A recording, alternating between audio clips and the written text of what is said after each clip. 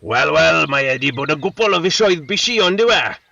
Ers Chwefror ni wedi bod mas yn ymweld ag ysgolion ar draws De Cymru'n dweud wrthych chi gyd am ganlyniadau tannau glaswellt bwriadol.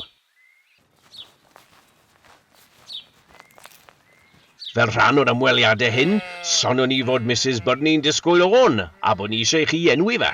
Roedd hyd yn oed cyfle i chi ennill beic, fel y gallwch fwynhau bod mas yn yr awyr iach a'n cefen gwlad pert. Gathon ni gymaint o gynigion, gath ar dafad sydd ddim yn siarad i gladdio dan nhw i gyd. Diolch i bawb nath gynnig. Felly, oedd eisiau ni ddewis enillydd, oedd yn anodd, ond oedd rhaid i rywun i wneud e.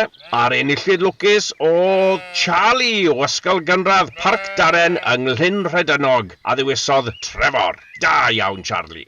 Felly, heb air pellach, hoffwn eich cyflwyno i'r eitha rhagorol ac os ga'i ddweud fy hun, clyfar Trevor. Helo bawb, mae'n braf cwrdd â chi gyd. Mae dad wedi sôn lot amdano chi. Mae fy ngheiau wedi para'n hyfryd a gwyrdd hyd yma. Dwi erioed wedi gweld tan, a dwi'n gobeithio na fyddai byth yn gwneud chwaith gan bo fi wedi glywed I bod nhw'n frawychus.